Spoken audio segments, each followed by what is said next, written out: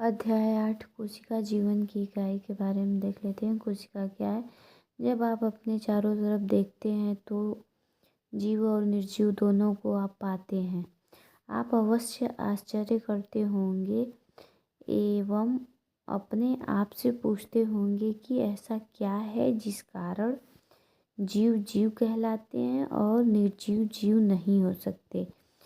इस जिज्ञासा का उत्तर तो केवल यही हो सकता है कि जीवन की आधारभूत इकाई जीव कोशिका की उपस्थिति एवं अनुपस्थिति है। सभी जीवधारी कोशिकाओं से बने होते हैं। इसमें से कुछ जीव एक कोशिका से बने होते हैं जिन्हें एक कोशिक जीव कहते हैं, जबकि दूसरे हमारे जैसे अनेक कोशिकाओं से मिलकर बने होते हैं, बहुकोशिक जीव कहते हैं। कोशिका जीवन की इकाई वाले चैप्टर में वैज्ञानिक को देख लेते हैं। जीएन रामाचंद्रन प्रोटीन संरचना के क्षेत्र में एक उत्कृष्ट व्यक्तित्व थे तथा Madras school of conformational analysis of biopolymer के संस्थापक थे। सन 1954 में नेचर में प्रकाशित कोलाजेन के तिहरी कुंडलित संरचना की खोज तथा रामाचंद्रन प्लांट के उपयोग से प्रोटीन के बहुलक के विश्लेषण से संरचनात्मक जीव विज्ञान के क्षेत्र में उन्हें सर्वोत्कृष्ट उपलब्धि प्राप्त हुई। आपका जन्म 8 अक्टूबर 1922 को दक्षिण भारत में समुद्र तटीय क्षेत्र कोचीन के निकट एक गांव में हुआ था। आपके पिता एक स्थानीय कॉलेज में गणित के प्रोफेसर थे, अतः रामाचंद्रन की गणित के प्रति रुचि पैदा करने में उनका पर्याप्त प्रभाव पड़ा था।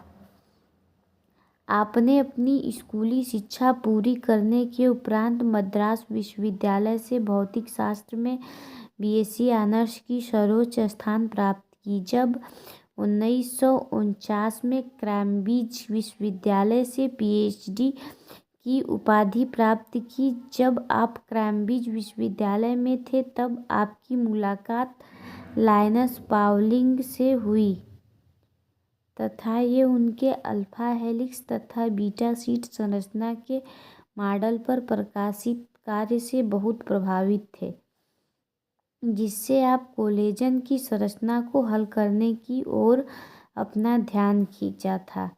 आप 78 वर्ष की आयु में 7 अप्रैल 2001 को स्वर्गवास हुए। जीएन रामाचंद्रन का जन्म 1922 में हुआ और मृत्यु 2001 में हुआ। कोशिका वाले चैप्टर में कोशिका क्या है इसके बारे में जान लेते हैं।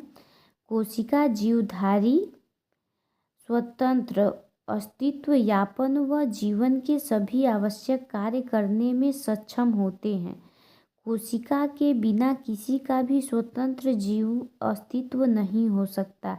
इस कारण जीव के किसी कोशिका की मूलभूत से संरचनात्मक व क्रियात्मक इकाई होती है। एंटोन वान लीeuwenhoek ने पहली बार कोशिका को देखा व इसका वर्णन किया था। रॉबर्ट ब्राउन ने बाद में केंद्रक की खोज की, सूक्ष्मदर्शी की खोज व बाद में इसके सुधार के बाद फ्रेंज कंट्रास्ट व इलेक्ट्रॉन सूक्ष्मदर्शी द्वारा कोशिका के विस्तृत संरचना का अध्ययन संभव हो सका। कोशिका के सिद्धांत को देख लेते हैं। दूसरा वाला पॉइंट, सन 1838 में जर्मनी के वनस्पति वैज्ञानिक मैथियस लाइडेन ने बहुत सारे पौधों के अध्ययन के बाद पाया कि एक पौधे विभिन्न प्रकार की कोशिकाओं से मिलकर बने होते हैं। ये पौधे विभिन्न प्रकार कोशिकाओं से मिलकर बने होते हैं जो पौधों में उत्तकों का निर्माण करते हैं। लगभग इसी समय 1839 में एक ब्रिटिश प्राणी वैज्ञानिक थियोडोर स्वान ने विभिन्न जंतु कोशिकाओं के अध्ययन के बाद पाया कि कोशिकाओं के बाहर एक पतली परत मिलती है जिसे आजकल जीवद्रव्य झिल्ली कहते हैं। इस वैज्ञानिक ने पादप उत्तकों के अध्ययन के बाद पाया कि पादप कोशिकाओं में कोशिका भित्ति मिलती है जो इसकी विशेषता है। उपरोक्त के आधार पर स्वान ने अपनी परिकल्पना रखते हुए बताया कि प्राणियों और वनस्पतियों का शरीर कोशिकाओं और उनके उत्पाद से मिलकर बना होता है। स्लाइडेन और स्वान ने संयुक्त रूप से कोशिका सिद्धांत को प्रतिपादित किया। स्लाइडेन व स्वान ने संयुक्त रूप से कोशिका सिद्धांत को प्रतिपादित किया, यद्यपि इनका सिद्धांत यह बताने में असफल रहा कि नई कोशिकाओं का निर्माण कैसे होता है। पहली बार रुडोल्फ विर्चो ने 1855 में स्पष्ट किया कि कोशिका विभाजित होती है।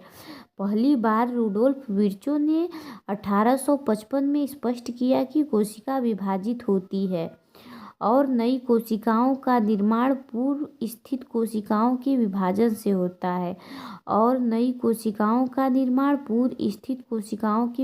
से होता है ओमनीसेलुला ई-सेलुला। उन्होंने स्लाइडेन व स्वान की कल्पना को रूपांतरित कर नई कोशिका सिद्धांत को प्रतिपादित किया। वर्तमान समय के परिप्रेक्ष्य में कोशिका सिद्धांत निम्नवत है।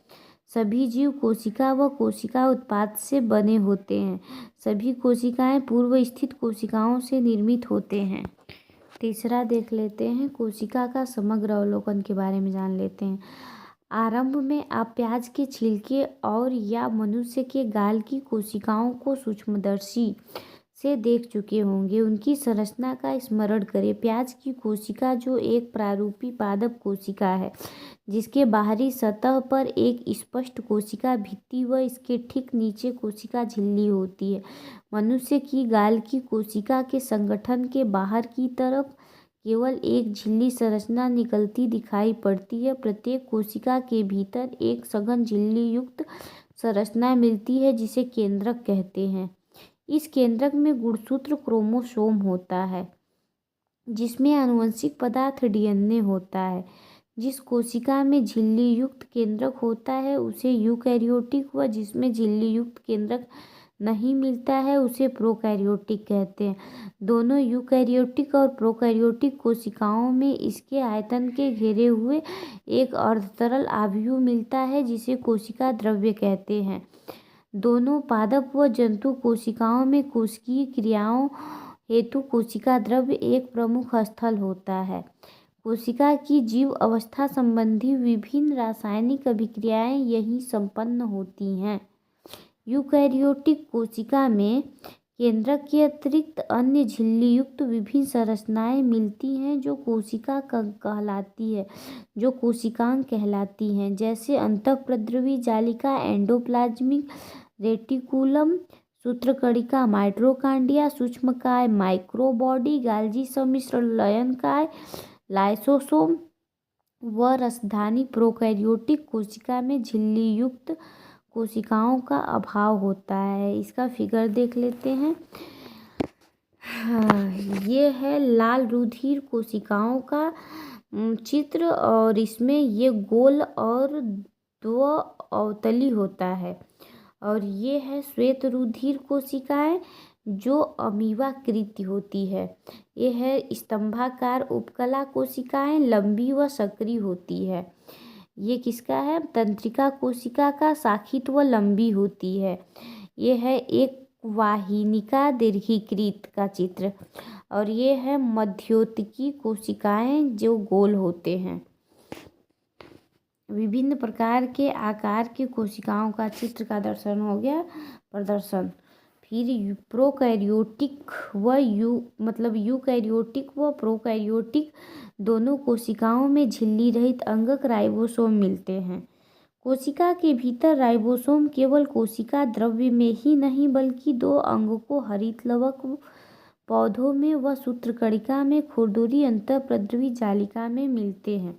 जंतु कोशिकाओं में झिल्ली रहित तारककाय केंद्रक जैसे अन्य अंगक मिलते हैं, जो कोशिका विभाजन में सहायता करते हैं।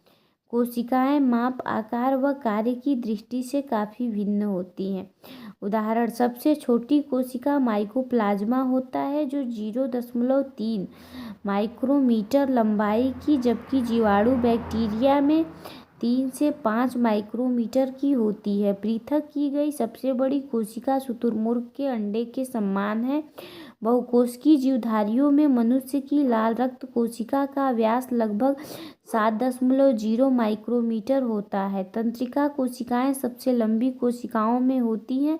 ये बिंबाकार बहुभुजी स्तंभी घनाभ धागे की तरह या असमाकृति प्रकार की हो सकती है। कोशिकाओं का रूप उनके कार्य के अनुसार भिन्न हो सकता है। ये चित्र देख लेते हैं। इसमें मतलब ये समीप केंद्र की कोशिका का अन्य सजीवों के साथ तुलनात्मक का चित्र है, जिसका ये मतलब प्रारूपी जीवाणु, ये है प्रारूपी जीवाणु का चित्र। ये 1 से 2 माइक्रोमीटर होता है। ये है PPLO का लगभग 0.1 मिलीमाइक्रान होता है। ये विषाणु है। विषाणु का होता है 0.02 से 0.2 माइक्रोमीटर। फिर प्रोकैरियोटिक कोशिकाओं के बारे में देख लेते हैं। 8.4 प्रोकैरियोटिक कोशिकाएं जीवाणु, नीलहरित शैवाल, माइकोप्लाज्मा और प्लूरोनिमोनिया समजीवी PPLO मिलता है। सामान्यतः ये यूकैरियोटिक कोशिकाओं से बहुत छोटी होती है और काफ़ी तेज़ी से विभाजित होती है। माप का आकार काफ़ी भिन्न होता है। जीवाणु के 4 मूल आकार होते हैं: दंडाकार बेसिलस, गोलाकार कोकस, कोषाकार विब्रियो व सर्पिल स्पाइरल। प्रोकैरियोटिक कोशिका का मूलभूत संगठन आकार व कार्य में विभिन्नता के बावजूद एक सा होता है। सभी प्रोकैरियोटिक में कोशिका भित्ति होती है जो कोशिका झिल्ली से घिरी होती है।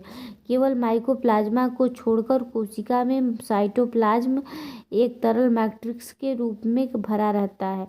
इसमें कोई स्पष्ट विभेदित केंद्रक नहीं पाया जाता है। आनुवंशिक पदार्थ मुख्य रूप से नग्न व केंद्रक झिल्ली द्वारा परिबद्ध नहीं होता है। जीनोमिक DNA के अतिरिक्त एकल गुणसूत्र गोलाकार DNA जीवाणु में सूक्ष्म DNA वृत्त जीनोमिक DNA के बाहर पाए जाते हैं।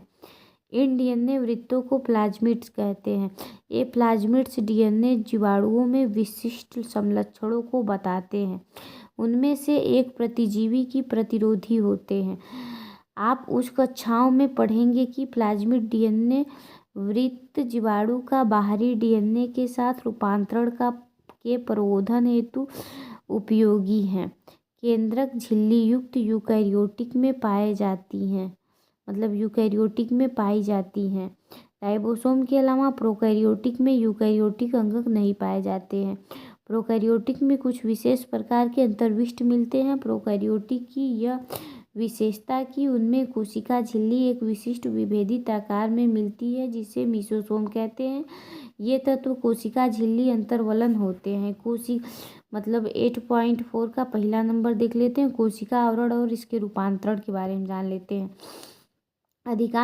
अधिकांश प्रोकैरियोटिक कोशिकाएं, विशेषकर जीवाणु कोशिकाओं में एक जटिल रासायनिक कोशिका आवरण मिलता है। इसमें कोशिका आवरण दृढ़तापूर्वक बनकर 3 स्तरीय संरचना बनाते हैं, जैसे बाह्य परत ग्लाइकोकैलिक्स, जिसके पश्चात क्रमशः कोशिका भित्ति एवं जीवद्रव्य झिल्ली होती है। यद्यपि आवरण के प्रत्येक परत का कार्य भिन्न है, पर यह तीनों मिलकर एक सुरक्षा इकाई बनाते हैं। जीवाणुओं की इनकी कोशिका आवरण में विभिन्नता व ग्राम द्वारा विकसित अभिरंजन विधि के प्रति विभिन्न व्यवहार के कारण 2 श्रेणियों में वर्गीकृत किया गया।